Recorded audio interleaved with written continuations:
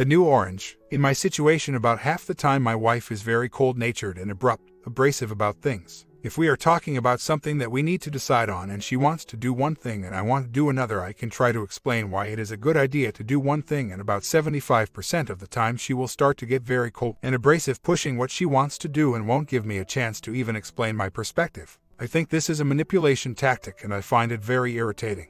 We do have plenty of times where we get along and enjoy being around each other, but it seems like those times are getting fewer and farther away. This has been going on for many years. The main part I am having a hard time dealing with is the attacks and insults she will dish out anytime we are in an argument or debate that she is losing. Sometimes it is light and sometimes very brutal, insulting my mother that has passed away brutal. For example, I work a side job and my employer gave me a gift card for Christmas. I told them thank you very much. My wife bought a gift card for them that has been sitting in a drawer for weeks. I found it and asked what it was for. She said to give a gift back to the side employer. I said it has been several weeks, so I would be embarrassed to give it to them now. Keep in mind I work several hours through the year for free for them, since so much time has passed. This devolved into an argument with me stating it was stupid to give the gift so long after the fact to her, insulting me in every way possible. I work my butt off constantly to try and provide a better future for us. No kids yet. From insulting me that I am trying to build a business and it is working out great, seriously, to saying I can't provide financially, which I do very well, onto insulting my parents and problems that she unfortunately heard about, to insulting my passed away mother. Lines were crossed that should never be crossed,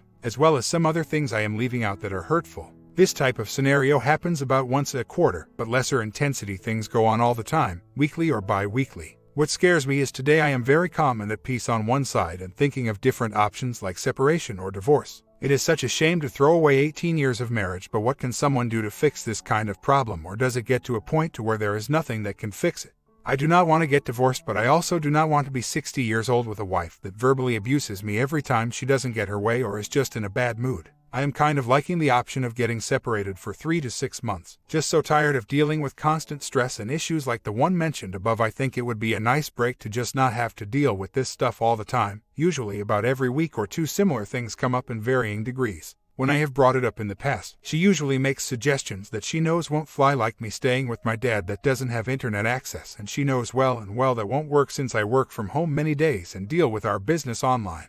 I know she would also be very embarrassed for her friends and family to know we are separated, which is the main reason I have not pursued it more in the past when things like this happen. One of my biggest problems is when things get like this, I will get mad and talk loudly, not yelling, but I will try to debate the subject with obvious irritation. One thing I am working on, and it is difficult, is not to get visually upset when these things happen, but I am trying.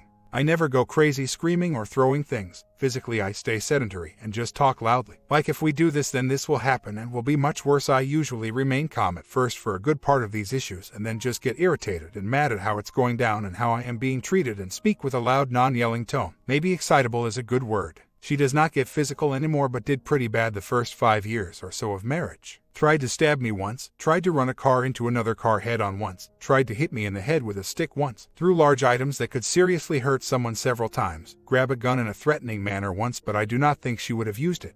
I have never hurt or hit her other than shoving her away from me after severely scratching my neck one time when we were first married. These actions were in response to arguments and her getting mad and throwing a fit, nothing like one of us cheating or doing something really major that you might think would instigate this behavior. Thank God she does not get physical anymore. I made it very clear before when it happened the last time that I would not tolerate anything that would put me at harm physically. The verbal abuse has been going on since we were dating 19 or so years ago. Here is another example. We went on a dream vacation to a nice resort in the Bahamas and had a great time overall, but about 3 days were terrible. What started it was she has a food allergy. We went to one of the restaurants that cook on an open grill in front of the table. She asked me to make sure they know she is allergic to a certain food item. I said okay. The waiter was talking to everyone explaining how they do the meal. I let her know I would be certain to let the cook know when he comes out about the allergy, so he would make sure to cook the allergen food last and not first. Seems logical, right?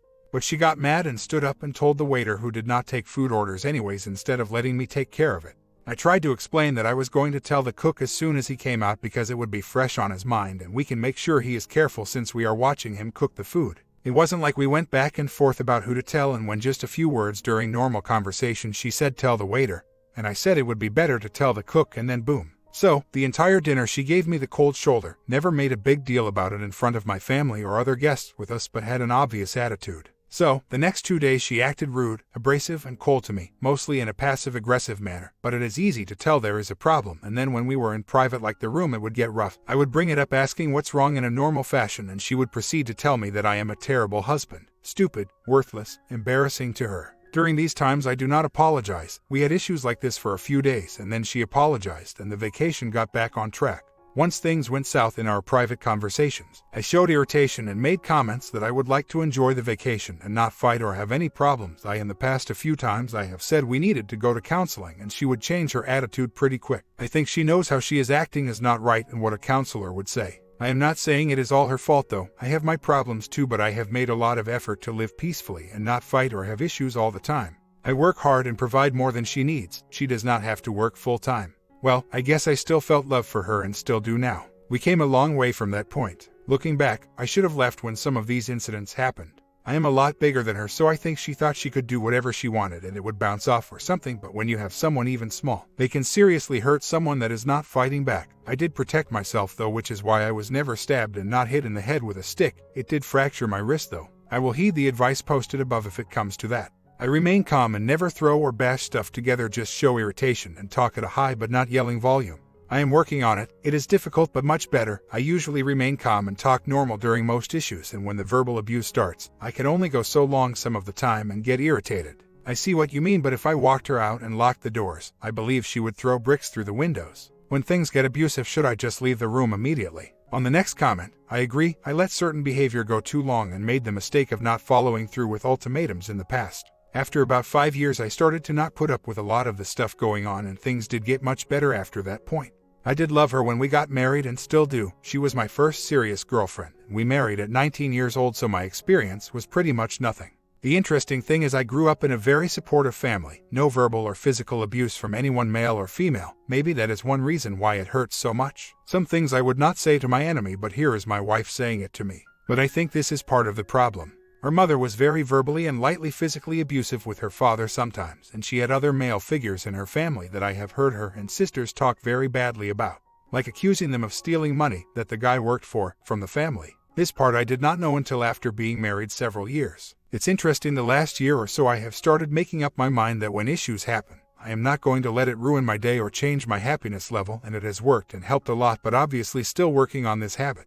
A lot I have learned to ignore, but there are certain lines that you just don't cross. One issue is when we are talking about a subject that could turn into a fight. Sometimes I can stay calm through the whole thing and sometimes it goes this way. We talk about it, she gets irritated, I stay calm and cool, she gets more irritated and I try to calmly explain my point of view and she gets mad, yells and some insults. I try to stay calm. She cuts me off when I try to talk or talks over me and will not consider what I am saying. I stay calm but start increasing my voice and become agitated, otherwise she will run right over me like a lawnmower. Conversations are reasonable sometimes and sometimes they go like above. I have always been raised with a very gentlemanly attitude and always put her first. Putting my own needs first will be difficult, although I can feel myself naturally going that way. I am so tired of walking on glass not knowing what the next trigger is going to be. This is why I thought about getting separated for a while and just live in peace and not worry about it. The main reason why I have made a lot of effort the last many years to remain as calm as I can, and a lot of times I do and it helps, but many times it does not matter and will just get worse.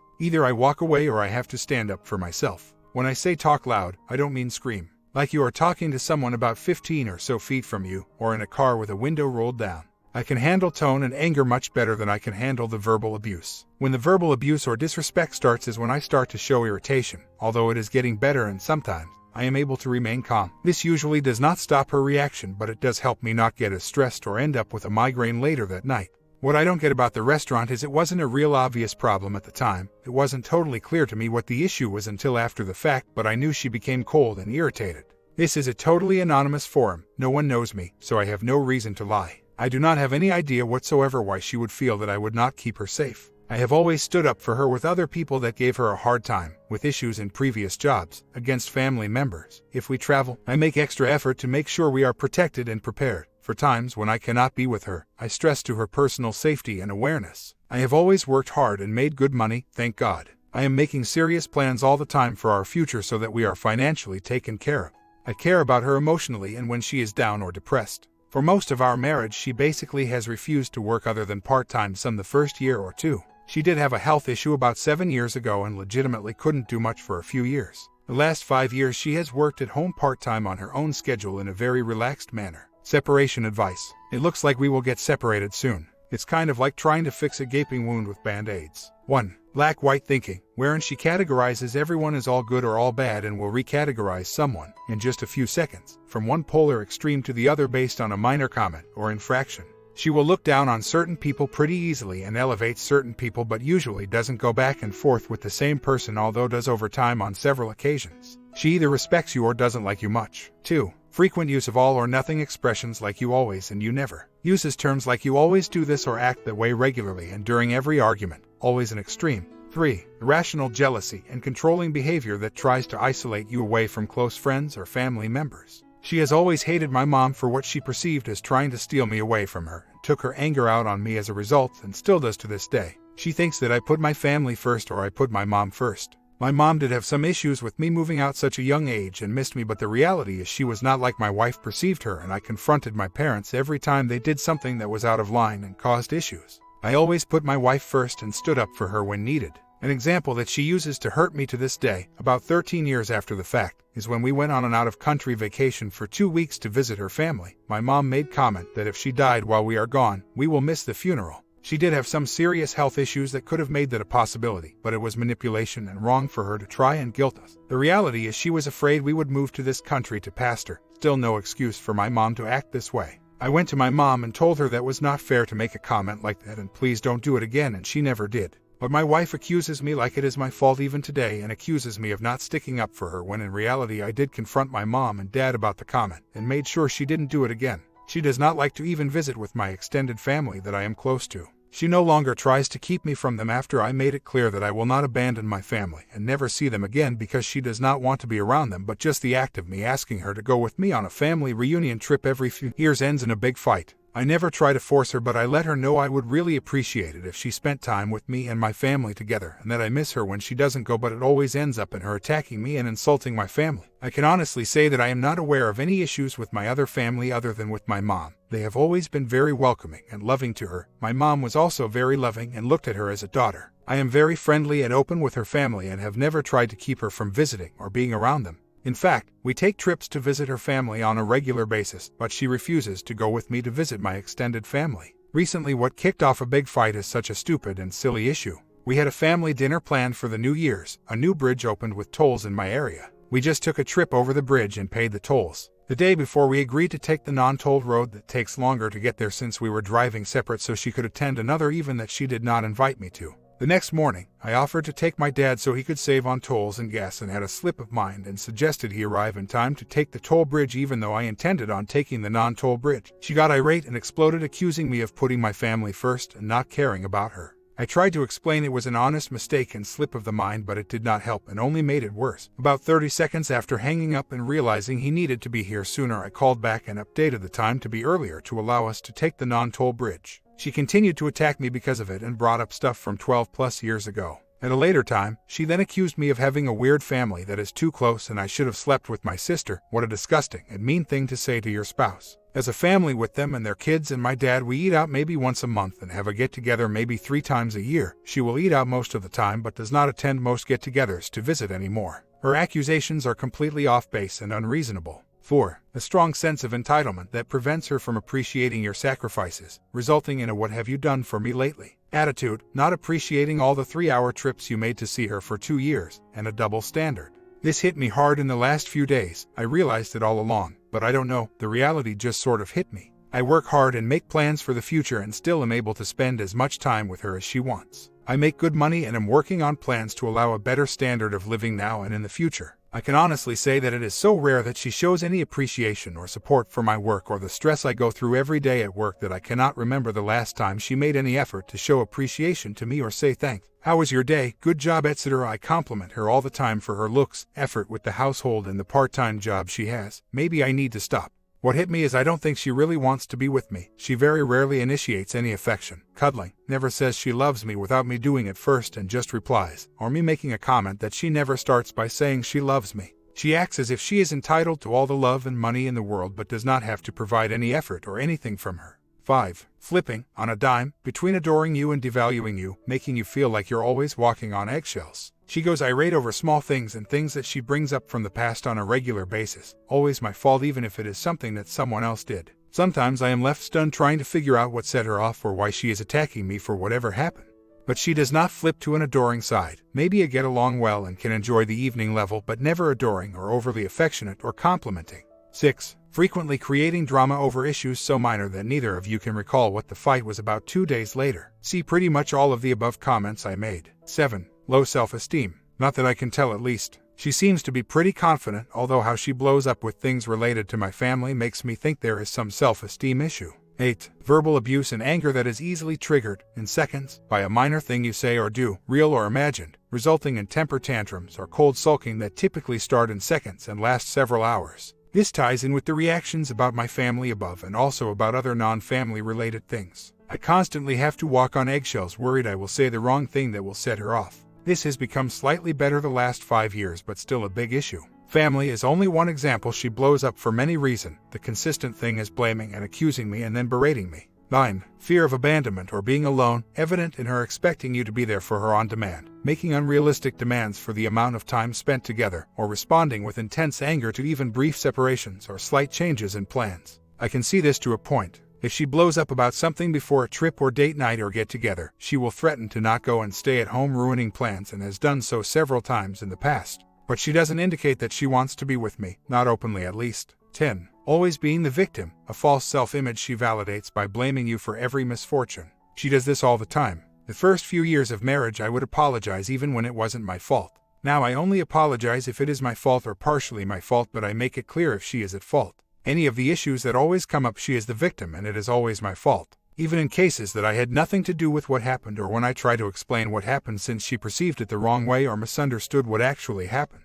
11. Lack of impulse control, wherein she does reckless things without considering the consequences, binge eating or spending. We have had many financial problems in the past with extra spending. I had to completely take over managing the budget. She would always get irate when talking about money when she did the bills, and I asked why we came up short. After she racked up about $40,000 in credit card debt, I slowly started taking over the budget, and now I think she accepts I am doing the bills. Although I still constantly have issues with her spending budgeted bill money, it is a nightmare to keep track. The credit card debt came from us starting an online retail business at a site like Amazon stores. Due to the language difference, she had to take care of transferring money from the Amazon site to our business account. I set up a plan to manage the cash flow to make sure the cost of inventory was replaced, and then I failed to make sure it was being handled correctly, and now we have about $40,000 in debt from spending money that should have been put back in the business to pay off inventory. In addition to the $40,000, she spent about $50,000 to $60,000 over 15 years in herbs and supplements from her family's doctor in Asia, and I quote, "If I don't take these herbs I will die." I am wondering now if she was sending money to her family behind my back, although she did receive some stuff from overseas, but I have no idea how much it cost. I asked her several times for a list of each item and what it cost, but she never provided a list or receipt for the item. It could have actually been $10 a month for all I know. Typing this out makes me embarrassed that I let all this happen. How in the world did it get to this point? But like with other issues, when I brought up that we cannot afford $400 to $600 a month for garlic extract and ground up mushrooms, she would get irate and accuse me of wanting her to die and not caring about her. 12. Complaining that all her previous BF were abusive and claiming, during your courtship, that you are the only one who has treated her well.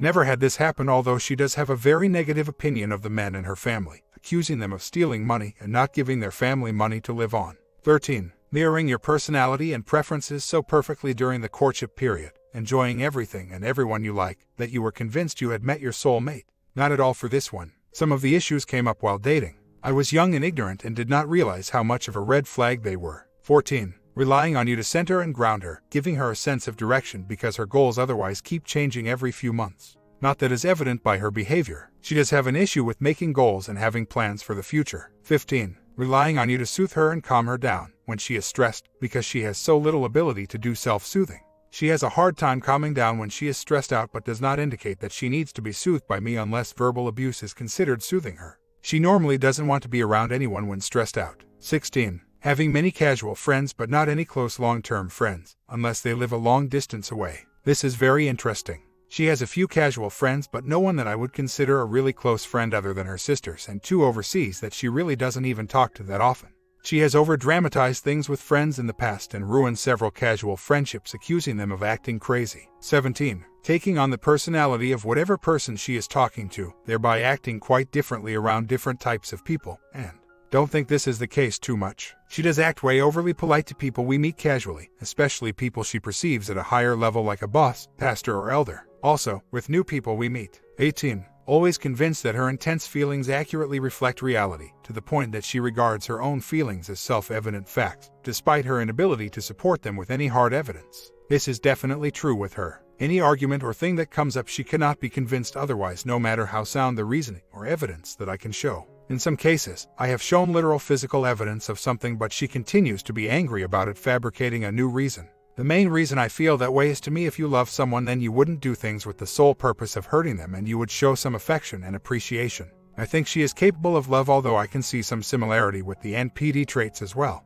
She has had issues with her sisters and mom off and on, and sometimes goes a month or more without speaking to them. We do have some peaceful times and can enjoy being around each other, but it is a constant up and down battle, sometimes within the same day. It is more hard times than good though overall, and when it's hard, it's hard. Being a crazy maker is spot on. This is a lot to take in right now. I knew something was off, and it is shocking to see so many similarities with BPD and some NPD traits. My first choice would be to have a happy and peaceful marriage, but I can't live another 20 years of my life with this emotional up and down roller coaster. Is that even possible to get where it is 90% peaceful if someone has strong BPD and some NPD traits? I have hinted in the past that she should see a psychiatrist, and that went over exactly how you would probably imagine it would. I am open to reading books, but should I let her know why I am reading them or keep it to myself? What bothers me, from the way I understand it, she will never change unless she is willing to acknowledge a problem and get help.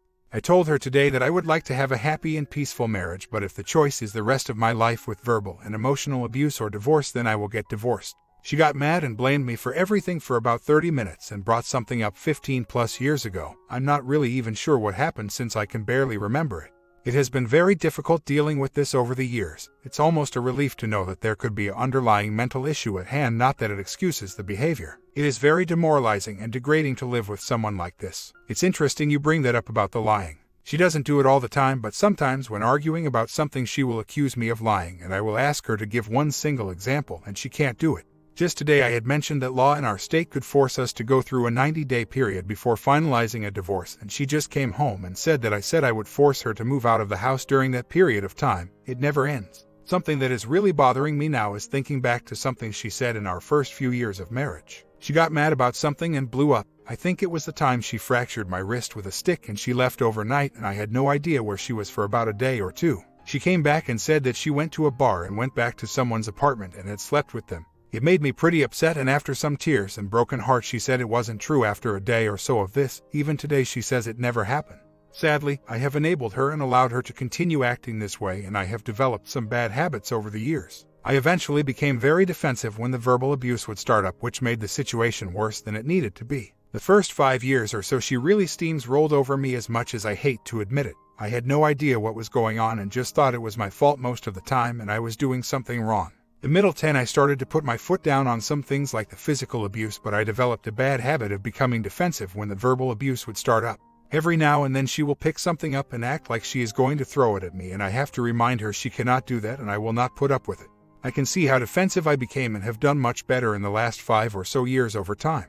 I can see that I will need to see a psychiatrist whether we get divorced or not, even for my own benefit and understanding of the situation and how it has affected me over the years. I grew up in a loving family, never abused in any way, so you can imagine how much of a contrast it is living with someone verbally and emotionally abusive. At this point, do you think it would help to get separated as a way of letting her know I can't put up with verbal abuse anymore, or is that a futile effort at this point if she does not see any problem with how she acts? Would it help to say either we see a psychiatrist to help deal with these issues, or I will file for a divorce? I can see now the importance of actually following through with it if I make any statements like this to her. I have made similar statements in the past but never followed through. This morning she accused me again of saying that I said I would force her to move out for the 3-month cooling off period. I informed her that is not what I said, but she continued to accuse me and blame me for saying it. Then, while I was preparing breakfast for myself, she came up and tried to hug me and be sweet to me, which is not normal behavior at all for her unless I initiate it first, and even then, it is more of a reciprocal hug or kiss, etc. I let her know the situation is more serious than she realizes and stepped away. This makes me think she really doesn't understand how I feel right now and thinks she can smooth it over. How do you convey what is going on to someone that is a perpetual victim and will have a hard time accepting that their behavior needs to change? The last few days she stopped attempting to love bomb me and has been reclusive and silent. Although while I have been polite, I have not gone out of my way to talk to her either while I am working through this stuff. So, this morning she told me she feels sick and she has cancer again and will die. And this time she is not going to have treatment and will die sooner like a friend of ours did a few years ago, and I will be happier, etc. I left after a short volley of these comments. I told her if she thinks she has cancer again then she needs to see doctor, and I can't control what she chooses to do in reference to therapy if she did have cancer. Obviously, she doesn't have cancer, and if she did, she would have no clue without proper tests being done. Is this a sign of BPD abandonment fear, or is it more like NPD manipulation, or both? I can see how it would be hard to diagnose these disorders accurately. My comments: her whole life is spent searching for ways to get attention and keep people, one after another. It's never about the other person. If something she's doing isn't giving her the attention she needs, she'll seek out something else. Thus, the cancer diagnosis. I've watched my friend go through this, it's totally predictable. And said, the affair ending part 2 coming soon. Let me finish lunch and I'll get back to finishing it.